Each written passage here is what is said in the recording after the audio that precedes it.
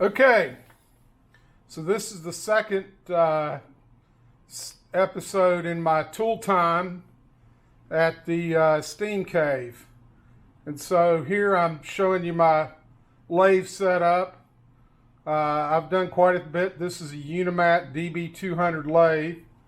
The first thing I did, and most importantly, is that I added this quick change tool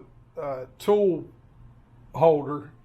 And the biggest limitation on this Unimat, there's lots, but the biggest is that this doesn't swivel. So you can't really get an angle on the cuts. But this quick tool release allows you to just loosen this screw, turn this, these slide out, and you can see up here there's two additional, so you can have two more tools mounted, and they're for different size. And then this actually allows you to add a Dremel in for boring, which is kind of interesting. And this is available on eBay. And then this is a block. If you raise, you can buy a accessory to raise the motor up, and this raises the tool up. I also added this metal swarth. It's two pieces. A guy in the UK makes these. It just slides in and out. It's real easy to slide out, slide in, and it just keeps the work area cleaner.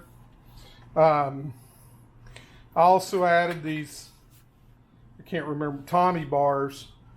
3 of them. Another guy on eBay. They're really inexpensive, and they fit the Unimat perfectly. Probably the biggest upgrade is this. I added a variable speed motor, and it really makes the Unimat a lot more useful. Last thing is from Alan on Retro Steam Tech. I got one of these magnetic sewing lights, and it works really good for my old eyes. I've previously shown these X-Acto saws. I really use these for everything. I got 2 sizes, and Danny's the one that turned me on to this. Thanks, Danny. So that's really it. This utility cart's on wheels. It has a whole bunch of storage underneath it too, and I can move it out of the way if I'm doing something else. But yeah, so that is my Unimat DB 200 lathe setup. I had previously shown these. Danny had given me these cutting tools. They're triangles. They're from Germany. They're excellent. And so I'm going to move around to the tool bench now, and I'll show you some of the other things that I've added.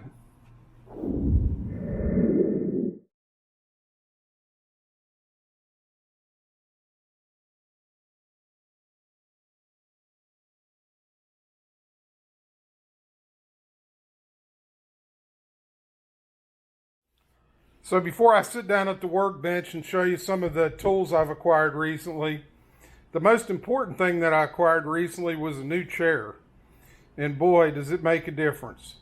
I bought it at Office Depot on sale. I think it was a little over $100. Easy to assemble, extremely comfortable. And now I'm going to pan up. And that's the workbench. So I'm going to sit down and show you a few of the tools that I've added recently for, primarily what I do is toy steam engine restoration and repair. So, yeah, we'll get on to the next segment.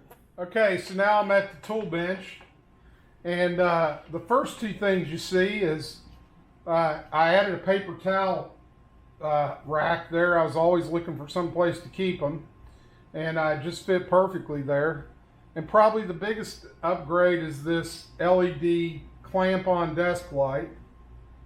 And it's called a Tron. I bought it off Amazon. It's got 3 lighting settings, and it really lights up the tool bench nicely. You don't get nearly as much shadowing. So let me move down here to the bench. There we go. And this is my main workstation. It's very small. I've got these mats everywhere, and I love them. I just use this super clean, dissolve grease, super easy, super fast to clean these mats with. It works excellent. I keep all of my my Ballistol, my WD-40, some car wash, a little a spray bottle with just a little bit of dish soap in it, and water for cleaning, and of course the Cano Aerocrol loosens frozen metal parts, the oil that creeps. This stuff is great. It's gotten a lot of stuff unstuck for me. Another thing that I added, and I seem to use a lot, are from Tool Zone, and it's a 6-piece BA spanner set. They're available on eBay. They're not expensive. I think I've shown before these little dishes. Scotland's, my friend Scott told me about these. They're magnetic bottom. They hold all your little bits and pieces while you're working. And so they're right here on the tool bench. So the most exciting thing that I've added recently that I really love are these Nicholson round handle needle files. And these are really fine, the best files I've used. They're very easy to handle, and for old steam toys, these are the bomb. They're fairly pricey. I think I bought it off HomeDepot.com, and I think it was around $100 for this set of 10. So that's about $10 a file. That's certainly on the high end.